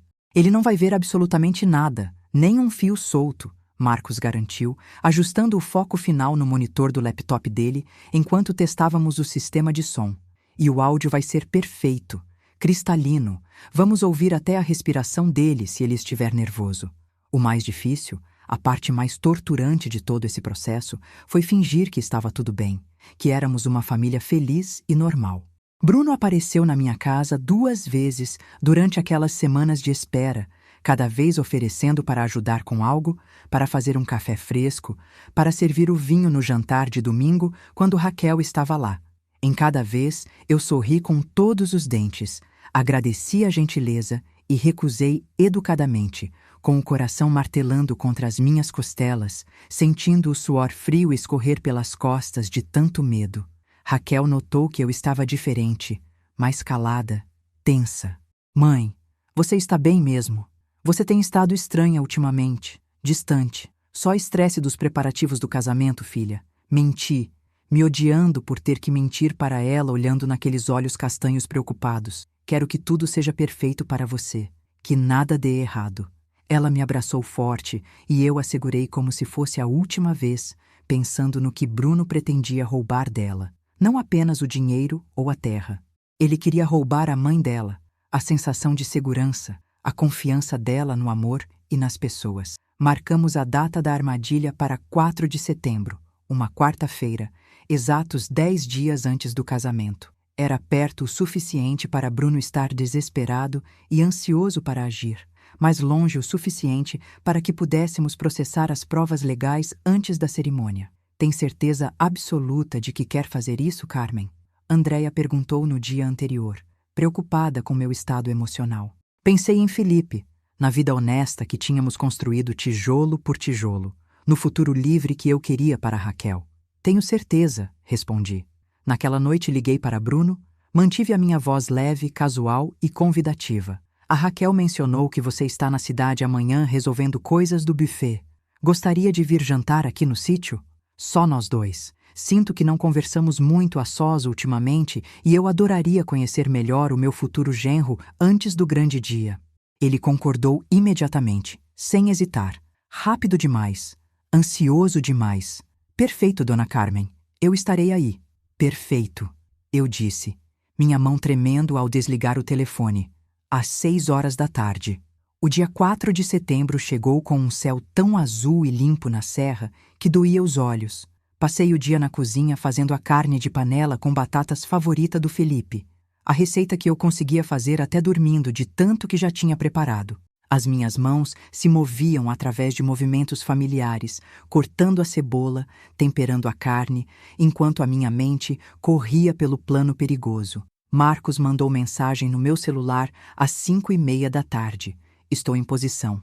A van está estacionada discretamente na estrada de terra, longe da vista. Câmeras checadas e online. Laboratório da doutora Laura a postos esperando a amostra. Você consegue, seja forte. Andréia mandou logo em seguida. Equipe jurídica pronta. Fique segura e siga o roteiro. Às 6 horas em ponto, o carro importado de Bruno apontou na entrada da garagem, levantando poeira. Observei pela fresta da cortina da janela enquanto ele saía do veículo, ajeitando o terno, segurando um buquê de flores coloridas. O genro perfeito, o ator perfeito, o predador perfeito. O meu telefone vibrou no bolso do avental. Marcos. Câmeras gravando em alta definição. Boa sorte. Respirei fundo, contei até 3 e abri a porta da frente com um sorriso largo que eu não sentia nem de longe. Bruno, eu disse, abrindo espaço. Entre, por favor. Bruno chegou trazendo o frio da noite e aquele sorriso ensaiado que eu um dia confundi com charme genuíno. Dona Carmen, ele disse, me entregando as flores com um gesto galante. Obrigado por me convidar. É uma honra. Levei ele para a sala de jantar onde a mesa estava posta e a carne de panela do Felipe esperava fumegante na travessa. A refeição que eu tinha cozinhado 1000 vezes com amor, a que costumava significar família, união e segurança. Esta noite, aquela comida era apenas a isca da armadilha. Sentamos e servimos os pratos. Conversamos amenidades sobre o casamento, os mapas de assentos dos convidados, os cronogramas de fotos, se a cerimônia deveria começar às 3 ou 4 da tarde para pegar a melhor luz do sol. Bruno interpretou o papel dele perfeitamente, o noivo atencioso, o genro grato e humilde. Então, como eu sabia que ele faria, como estava no roteiro do golpe, ele voltou ao assunto financeiro. A senhora pensou mais sobre aquilo do planejamento da herança e da papelada? Ele perguntou, cortando a carne com movimentos precisos de cirurgião. A Raquel mencionou que a senhora não atualizou nada formalmente desde que o seu Felipe faleceu. Eu ficaria feliz em ajudar a coordenar isso de graça. Trabalho com excelentes advogados de sucessões na capital. Gente de confiança. A Andréia cuida de tudo para mim há anos, eu disse, mantendo a minha voz leve e desinteressada, tomando um gole de água. Mas obrigada pela oferta, Bruno. O sorriso dele não vacilou no rosto, mas algo piscou rápido e sombrio atrás dos olhos dele. Impaciência, frustração. Ele estava ficando sem tempo. Às 7:15 da noite, levantei abruptamente da cadeira, pressionando a mão na têmpora direita e fazendo uma careta de dor. Ai, me desculpe, gemi. Estou com uma dor de cabeça terrível de repente, uma enxaqueca daquelas. Deve ser o estresse acumulado do planejamento do casamento. Fui para a cozinha mancando um pouco, enchi um copo de vidro transparente com água da torneira e coloquei no balcão de granito, bem visível. Vou subir e me deitar no escuro por alguns minutos para ver se passa. Por favor, termine o seu jantar, fique à vontade. Tem certeza, Dona Carmen? Posso pegar alguma coisa para a senhora? Um remédio? Não, não precisa. Só preciso descansar os olhos e ficar em silêncio. Caminhei em direção à escada de madeira, cada passo deliberado e pesado, e subi devagar até ficar fora de vista no andar de cima. Então, com o coração na boca, me esgueirei na ponta dos pés para o corredor e abri o tablet que Marcos tinha me dado e configurado. A tela brilhou, mostrando 3 ângulos de câmera da cozinha com clareza perfeita em alta definição. Bruno estava sozinho lá embaixo. Por 5 segundos, ele não se moveu da cadeira. Apenas mastigou devagar, olhando para o nada. Então, ele se levantou silenciosamente, caminhou até a base da escada e escutou atentamente, inclinando a cabeça para confirmar que eu tinha ido mesmo para o quarto. Satisfeito com o silêncio, ele voltou rápido para a cozinha, olhou em volta para checar se estava sozinho, enfiou a mão no bolso interno da jaqueta cara e tirou um pequeno frasco de remédio de plástico laranja. As minhas mãos tremiam tanto segurando o tablet que tive que apoiar na parede. Ele se moveu eficientemente, com a prática de quem já fez isso antes. Abriu a tampa do frasco, sacudiu um comprimido branco pequeno na palma da mão, encontrou uma colher de sopa na gaveta de talheres, Não a que eu tinha usado, mas uma limpa do fundo da gaveta, para não misturar saliva. Colocou o comprimido sobre o balcão de granito e o esmagou com força, usando as costas da colher, moendo-o até virar um pó branco fino e quase invisível. Então, ele pegou o meu copo de água que eu tinha deixado propositalmente no balcão. Observei com horror pelo vídeo enquanto ele despejava o pó branco dentro da água, cada grão desaparecendo no líquido claro. Ele mexeu a água com a mesma colher, batendo a borda de metal contra o vidro para garantir que nada ficasse grudado no talher. Limpou a colher com um pedaço de papel toalha, jogou o papel no lixo, colocou a colher suja na pia e devolveu o frasco ao bolso. 47 segundos de ação fria e calculada, do início ao fim. Ele se ajeitou de volta na cadeira da sala de jantar exatamente quando comecei a descer a escada, fazendo os meus passos audíveis na madeira para anunciar minha chegada. Sentindo-se melhor, Dona Carmen? Ele perguntou, com a voz cheia de falsa preocupação, quando apareci no arco da porta, massageando a testa. Um pouco, menti. A luz estava me incomodando. Caminhei em direção à cozinha, alcançando o copo batizado. Aqui, disse Bruno, levantando-se rapidamente como um cavalheiro. Ele pegou a água envenenada e trouxe para mim, o sorriso quente e preocupado. Beba isso, vai fazer bem. Hidratação ajuda muito com dores de cabeça e enxaqueca. Peguei o copo da mão dele, sentindo o vidro frio, nossos dedos se tocando brevemente. Os olhos dele me observavam com uma intensidade que poderia ter parecido cuidado filial para qualquer um de fora. Mas eu sabia a verdade. Era fome de predador. Ele estava esperando a droga fazer efeito. Obrigada, Bruno, eu disse, levantando o copo em direção à boca. Então o meu telefone, que estava no balcão e programado para tocar exatamente naquele momento crucial, vibrou alto e tocou. Ah, com licença, eu disse, baixando o copo. É a Raquel. Preciso atender. Virei de costas para ele, fingindo atender a chamada. Com as minhas costas bloqueando a visão de Bruno, peguei um pano de prato limpo do balcão, enrolei cuidadosamente ao redor do copo para não tocar no vidro diretamente, preservando as impressões digitais dele na superfície lisa, e despejei a água contaminada na pia silenciosamente. O pano ficou entre a minha mão e o copo o tempo todo. Marcos tinha sido específico e rigoroso sobre isso. Não contamine a prova, Carmen. As digitais dele naquele copo, misturadas com o resíduo do pó, são parte fundamental da cadeia de custódia criminal. Coloquei o copo vazio na pia, ainda enrolado no pano como se fosse um bebê, e me virei de volta para Bruno com o telefone no ouvido. Oi, filha. Fingi falar. Sim, ele está aqui. Quando encarei Bruno de novo, o copo vazio já na pia, ele estava me observando com uma expressão indecifrável. Por apenas um segundo, menos que uma batida de coração, a expressão dele ficou fria, plana, decepcionada, a máscara caindo porque eu não tinha bebido na frente dele. Então, a máscara voltou. O sorriso, o calor, a preocupação excessiva. Eu deveria ir, ele disse, pegando a jaqueta. Deixar a senhora descansar e falar com a Raquel em paz. O grande dia está chegando e precisamos de todos bem. Sim, consegui dizer, sentindo as pernas bambas. Obrigada por vir jantar, Bruno. Acompanhei ele até a porta da frente, tranquei as fechaduras com 2 voltas e observei as luzes traseiras vermelhas do carro dele desaparecerem na escuridão da estrada de terra. Só então, sozinha no corredor, me permiti desabar no chão e tremer incontrolavelmente. Marcos estava dentro da minha cozinha 30 segundos depois, entrando pela porta dos fundos que eu tinha deixado destrancada para ele. Ele usava luvas de látex azuis e trazia sacos plásticos de evidência forense. Ele coletou o copo da pia com cuidado extremo, a colher usada, até o papel toalha amassado que Bruno tinha jogado no lixo. Cada superfície que Bruno tinha tocado virou prova. Nós conseguimos, disse Marcos calmamente, segurando o telefone dele e me mostrando a tela. O vídeo tocou com clareza perfeita e som nítido. O som do comprimido sendo esmagado. Crack, crack. Bruno mexendo a minha água. A voz dele dizendo, beba isso. Tudo estava ali, gravado para a eternidade. Eu não conseguia falar. A garganta fechada de pavor. Só conseguia concordar com a cabeça e chorar de alívio.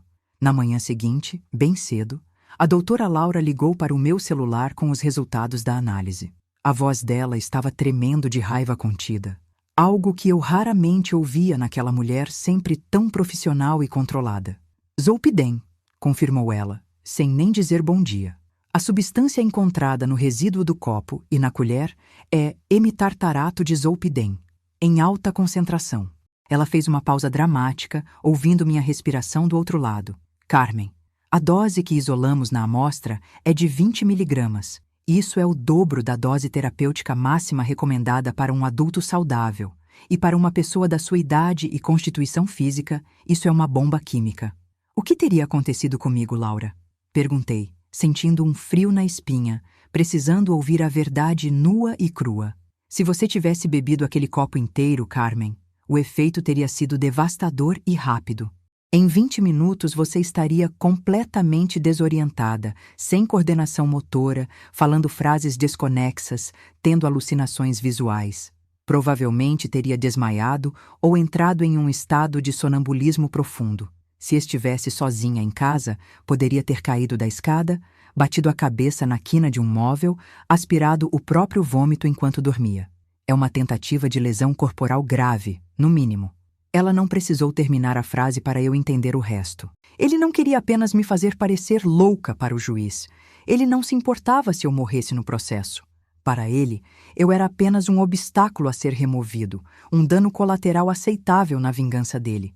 Mas temos a prova agora, eu disse, a voz endurecendo com a certeza da justiça. Temos o vídeo, temos o copo, temos o laudo. Sim, confirmou Laura. Prova material e científica inegável. Ele tentou te envenenar dentro da sua própria casa, abusando da sua confiança. Olhei pela janela da cozinha para a terra vasta que Felipe amava tanto, vendo o sol nascer sobre a serra. Agora, eu disse para mim mesma, a gente acaba com ele.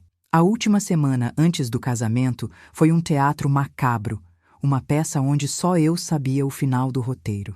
Eu sabia de tudo, cada mentira, cada crime, mas tinha que fingir sorriso e gratidão. Nos reunimos secretamente no escritório de Andréia no dia 9 de setembro, uma segunda-feira cinzenta. A sala de guerra estava cheia. Eu, Andréia com sua postura de general, Marcos com seu silêncio tático, a doutora Laura com os laudos médicos na mão e o delegado Fonseca, um homem grande e sério que conhecia Felipe desde a época da escola. Marcos projetou o vídeo na parede branca da sala de reuniões. Vimos a cena novamente em silêncio absoluto. Bruno entrando na cozinha. Bruno olhando para os lados. Bruno amassando o remédio com a frieza de um psicopata. Bruno sorrindo e me entregando o veneno como se fosse água benta. Quando o vídeo terminou, o silêncio na sala era pesado, sufocante. Dá para prender ele agora mesmo, disse o delegado Fonseca, cruzando os braços fortes sobre o peito. Temos flagrante delito gravado, tentativa de homicídio qualificado, fraude processual, estelionato, falsidade ideológica.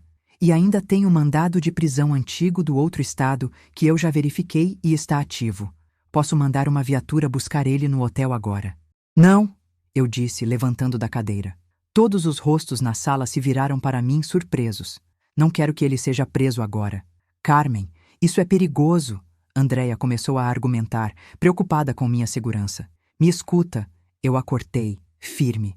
Se a gente prender ele agora, em segredo, longe dos olhos de todos, a Raquel vai ficar na dúvida eterna. Ela vai achar que foi um engano terrível da polícia, vai contratar advogados para ele, vai defender a honra dele, vai ficar contra mim para sempre. O amor cega, e ela está cega. Respirei fundo, sentindo o peso da decisão. Mas se for na frente de todo mundo no dia do casamento, se ela ver a prova com os próprios olhos, se ela ouvir a verdade sair da boca dele ou da polícia na frente das testemunhas, ela vai saber. O choque vai quebrar o feitiço. E Bruno não vai ter como fugir, mentir ou manipular a narrativa dessa vez. Ele vai estar encurralado pela verdade. Marcos concordou lentamente com a cabeça, entendendo a lógica psicológica. E ele vai estar cercado fisicamente. Não tem para onde correr no meio da cerimônia, com 120 convidados e a polícia fechando o perímetro. O delegado olhou para a doutora Laura, buscando uma segunda opinião. Laura, o que você acha? Raquel merece ver quem ele é de verdade, disse ela com tristeza. Ela merece decidir o futuro dela com base em fatos reais, não em mentiras, e ela precisa ver para crer. Tudo bem, disse o delegado, batendo a mão na mesa. Vai ser no casamento, dia 14. Operação discreta. Vou estar lá à paisana, como convidado da família, sentado na terceira fila. Marcos fica de olho por fora, no estacionamento, para garantir que ele não fuja antes da hora. Andréia, você leva toda a papelada jurídica, as cópias dos laudos, os vídeos em pendrive. Andréia confirmou, anotando tudo. Inclusive, consegui os depoimentos juramentados da Juliana e da Nicole por vídeo. Elas toparam falar e aparecer agora que a gente tem prova concreta de crime de sangue. Elas querem justiça também. Obrigada, eu disse, sentindo as lágrimas subirem. A todos vocês, por protegerem minha filha quando eu sozinha não conseguiria. Os preparativos do casamento continuaram como se nada estivesse acontecendo nos bastidores. Uma tenda branca imensa e linda foi montada no gramado principal do sítio, onde Felipe costumava fazer churrascos. Cadeiras brancas alinhadas perfeitamente. Muitas flores do campo, margaridas e girassóis, que Raquel amava desde criança. Bruno vinha todo dia fiscalizar a montagem, fazendo o papel de noivo perfeito e ansioso. Ele ajudava a carregar cadeiras, conversava com o pessoal do buffet, dava ordens gentis aos garçons. Eu sorria, servia café, elogiava a dedicação dele. De noite, quando a casa ficava vazia, eu trancava todas as portas 2 vezes, checava as câmeras e caía na cama, exausta de tanto fingimento, rezando para o dia chegar logo. No dia 11 de setembro, quarta-feira, chegou o reforço do inimigo. Danilo, o padrinho. Meu irmão mais novo, Bruno apresentou ele no almoço, com um tapa nas costas. Irmão. Não era irmão de sangue coisa nenhuma, Marcos já tinha levantado a ficha. Era cúmplice, parceiro de crime.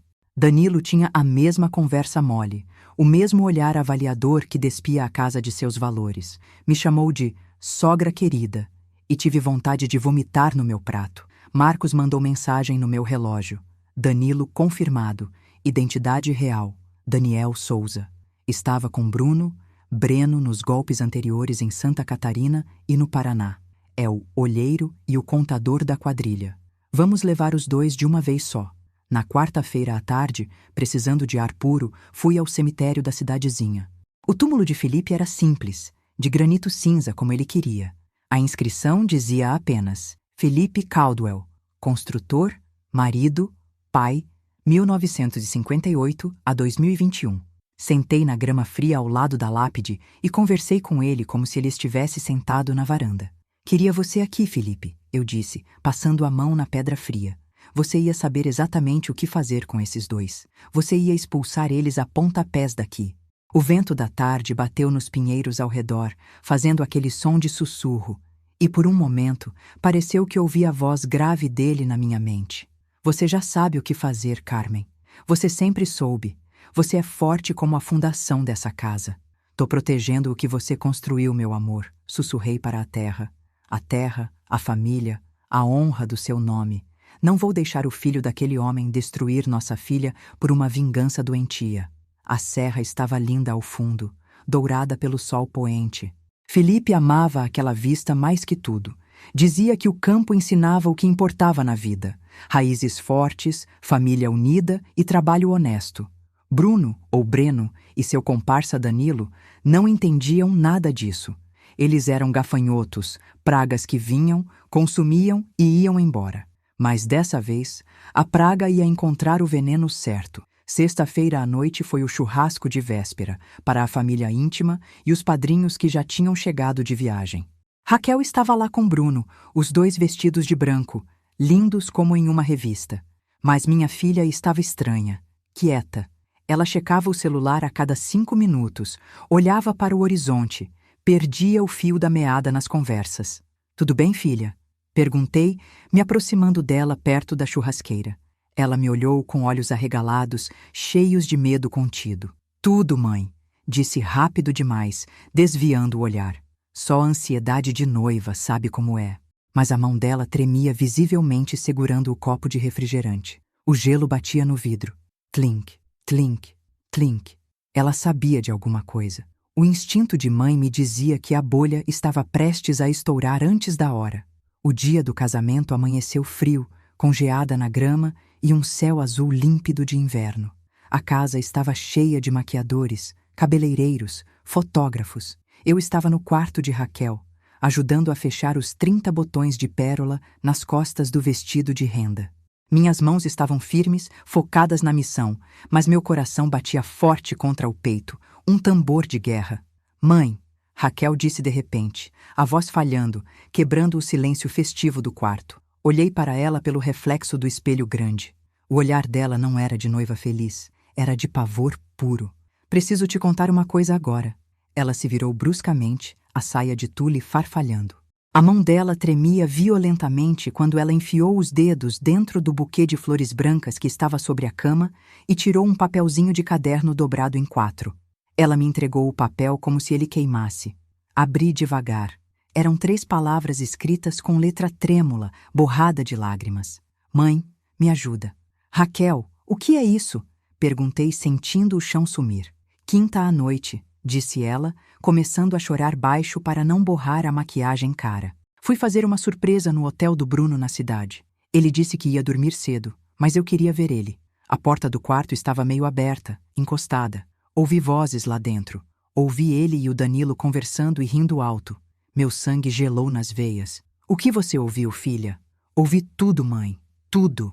O plano para te drogar com remédio de dormir, para te fazer parecer senil na frente do juiz, para te interditar e pegar o controle do dinheiro das contas do papai. Ele disse.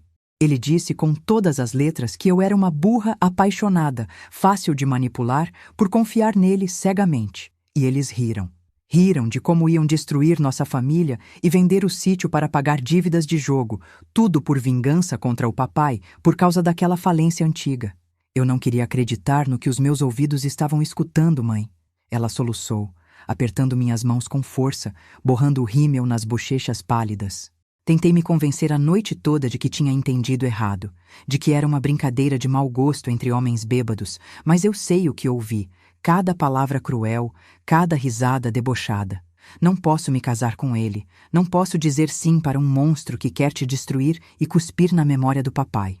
Eu sei, filha, eu disse, puxando ela para um abraço apertado, sentindo o corpo dela tremer dentro daquele vestido de noiva caro que agora parecia uma fantasia ridícula. Eu sei de tudo. Ela se afastou um pouco, me olhando com os olhos arregalados de confusão. O que você sabe? Como assim? Alisei o cabelo dela com carinho, do mesmo jeito que fazia quando ela era pequena e tinha pesadelos com o bicho-papão. Eu investiguei ele, Raquel. Contratei um detetive particular, o Marcos, semanas atrás, porque meu instinto de mãe não me deixava dormir em paz. O nome dele não é Bruno Henrique. O nome verdadeiro dele é Breno de Moraes, filho daquele construtor que faliu competindo com seu pai em 2008. Ele é um criminoso procurado pela polícia em 2 estados. Ele tentou me envenenar de verdade há 10 dias, aqui na nossa cozinha. E nós filmamos tudo com câmeras escondidas. Raquel quase caiu sentada na cama, as pernas cedendo com o peso da verdade. Você sabia esse tempo todo, sussurrou ela, chocada. E não me contou nada? Eu queria te proteger, minha filha, eu disse, segurando o rosto dela entre minhas mãos. Queria ter certeza absoluta, ter provas inegáveis antes de destruir seu sonho. Não queria ser a mãe ciumenta que estraga tudo sem motivo. E eu queria te proteger também, ela disse, rindo um riso nervoso e quebrado, beirando a histeria. Nós duas estávamos tentando proteger uma a outra em silêncio. É isso que mães e filhas fazem quando o amor é verdadeiro. Ela olhou para o bilhete amassado na minha mão, depois para o espelho, vendo a noiva traída que a encarava de volta. O que a gente faz agora, mãe? Cancelamos tudo? Mandamos todo mundo para casa e chamamos a polícia aqui no quarto? Ajoelhei na frente dela, ignorando a dor nos joelhos, ficando na altura dos olhos dela. Não. Se fizermos isso aqui, escondido, ele vai inventar uma história, vai dizer que nós somos loucas, vai tentar fugir e dar o golpe em outra família. A gente desmascara ele lá fora, na frente de todo mundo, na frente das câmeras, dos convidados, da sociedade que ele tanto quer impressionar. Para ele não ter para onde correr, para ele não poder mentir nunca mais, para ele não fazer isso com mais ninguém.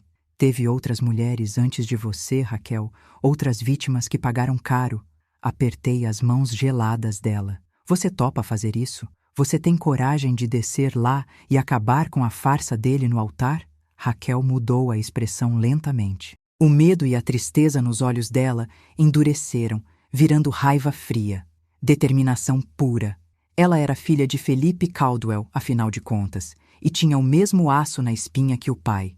Como eu vou entrar lá sabendo que ele me odeia? Perguntou ela. Você não vai entrar sozinha. Eu vou estar do seu lado a cada passo. E quando o padre perguntar, eu paro a cerimônia, disse eu. E a gente conta tudo. Vomitamos a verdade na cara dele. Ela concordou com a cabeça, enxugando as lágrimas com as costas da mão, borrando ainda mais a maquiagem, mas não importava mais. Na frente de todo mundo, repetiu ela. O delegado Fonseca está lá sentado na terceira fila, a paisana. Tenho uma equipe de segurança cercando o perímetro, filha. Temos vídeo, laudo toxicológico, a ficha criminal dele, tudo pronto com a Andréia. Só precisamos de você lá, de pé, dizendo a verdade. Ela respirou fundo, endireitou os ombros, se olhou no espelho uma última vez e disse: Estou pronta, mãe. Vamos acabar com ele. Às 2h45 da tarde, o sino da capela tocou. A tenda branca estava cheia, vibrando com a conversa de 120 convidados elegantes. O sol brilhava lá fora, indiferente ao caos que estava prestes a acontecer. Bruno estava no altar, impecável no terno italiano sob medida, com Danilo ao lado dele sorrindo como um gato que comeu o canário. A imagem do sucesso, da felicidade, da vitória do golpe. Raquel segurou meu braço na entrada da nave, o buquê de flores brancas tremendo um pouco nas mãos dela, mas o queixo erguido. Pronta, mãe, sussurrou ela. Pronta, filha. A música começou. Os acordes clássicos da marcha nupcial invadiram o ar.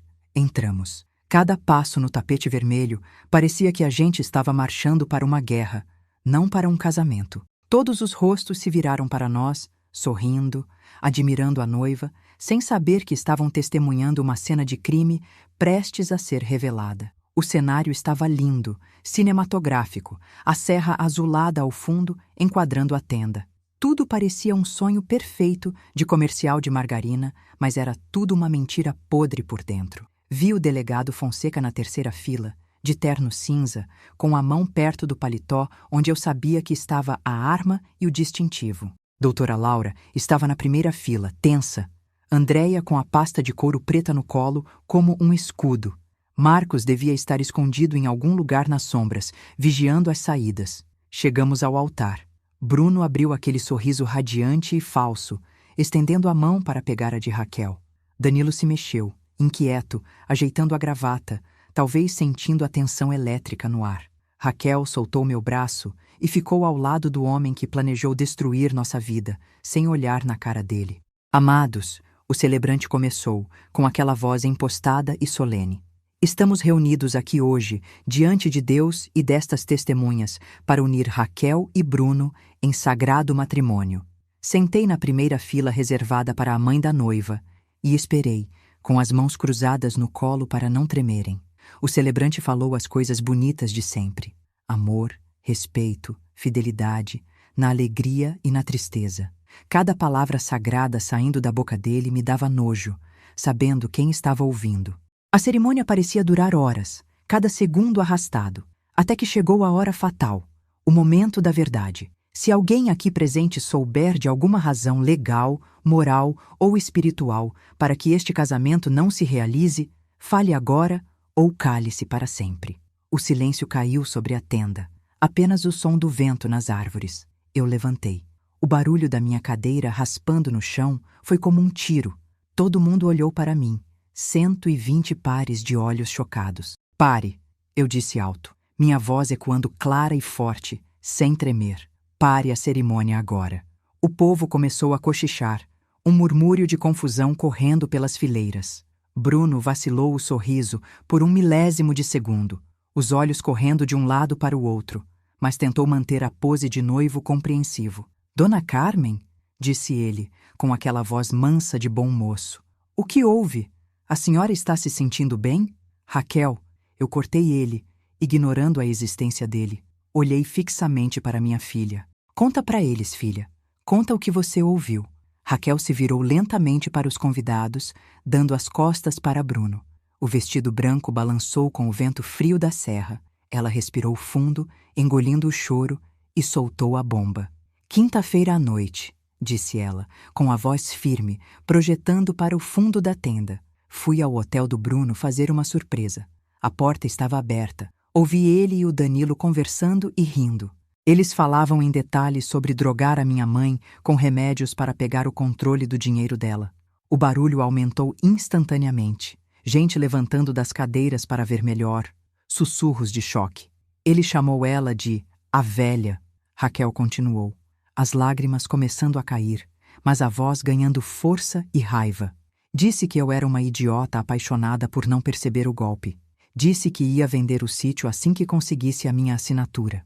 Raquel, amor, pelo amor de Deus, você está nervosa? Bruno tentou se aproximar e tocar no braço dela, a voz pingando falsa preocupação.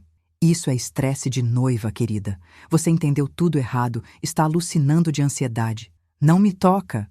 Raquel gritou, recuando como se ele fosse fogo. Não entendi errado nada, seu mentiroso. Ouvi você rindo, planejando vingança contra o meu pai morto. Ouvi você dizer o nome do seu pai verdadeiro. A máscara de Bruno caiu finalmente. O rosto dele mudou, ficando feio, retorcido de ódio. Ele se virou para os convidados, abrindo os braços em um gesto de inocência ultrajada. Peço desculpas a todos, gente, disse ele, atuando para a plateia. A Raquel está muito estressada com os preparativos. Está tendo um surto. Às vezes a ansiedade faz a gente imaginar coisas que não existem, criar paranoias. Doutora Laura! Eu gritei, interrompendo o show dele. Agora! A doutora Laura levantou da primeira fila com a autoridade de quem tem um diploma e a verdade. Todo mundo olhou para ela. Bruno ficou pálido, a cor sumindo do rosto bronzeado. Sim, Carmen, ela disse. Doutora Laura projetou a voz com a autoridade de quem tem um diploma na parede e a verdade do lado dela, silenciando os murmúrios da multidão. Sou médica da família da Carmen há 8 anos. Atendo ela e a Raquel desde que o Felipe ainda estava vivo. Posso afirmar com toda a certeza médica e científica que a Carmen é perfeitamente sã, lúcida e mentalmente capaz, talvez mais do que qualquer um de nós aqui. Bruno foi ao meu consultório na segunda-feira, não como um genro preocupado, mas como um predador fazendo pesquisa de campo. Ele me perguntou especificamente como dopar uma pessoa idosa com Zolpidem para simular sintomas de demência senil avançada e conseguir uma interdição judicial forçada. Ele queria saber a dose exata para incapacitar sem matar imediatamente. A multidão ficou em choque absoluto, um ó coletivo varrendo a tenda. Vi pessoas levando a mão à boca, convidados trocando olhares de horror.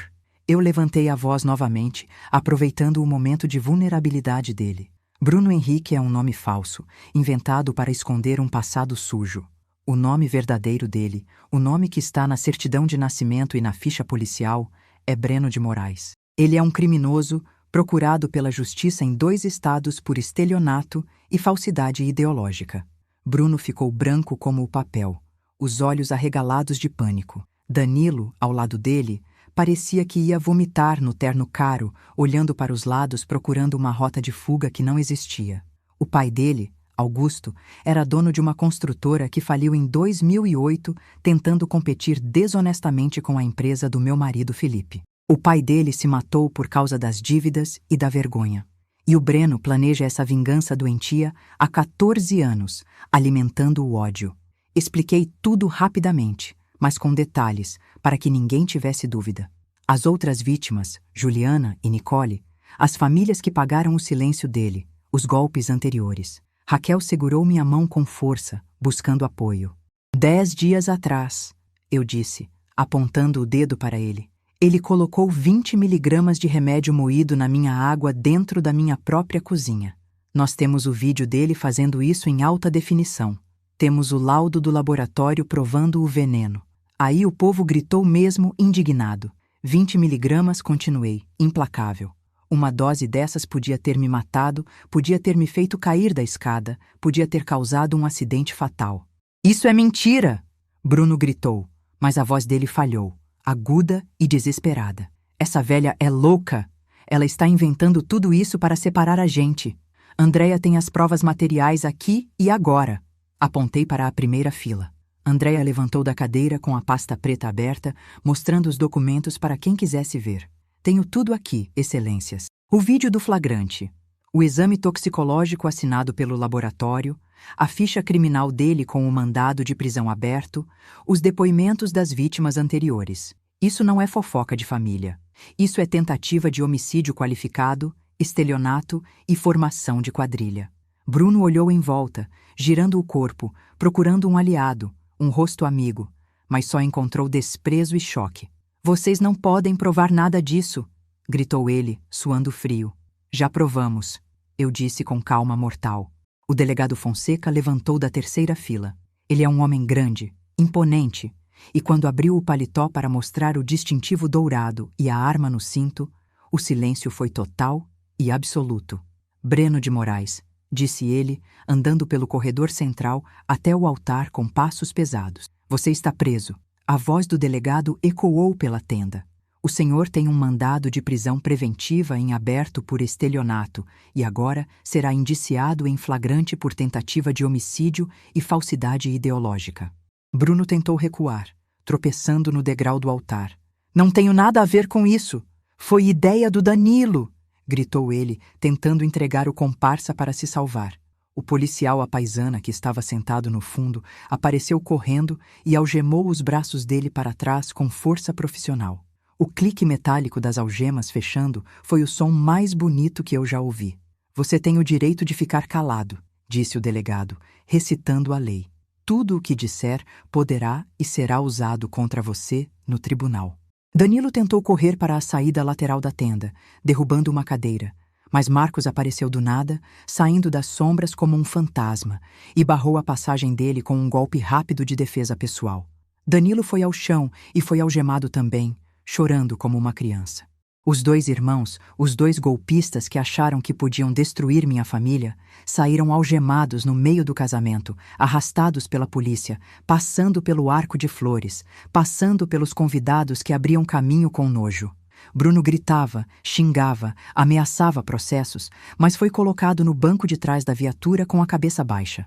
As luzes vermelhas e azuis da sirene giraram, iluminando a tarde tranquila da serra, e o carro partiu, levantando poeira, levando o pesadelo embora para sempre.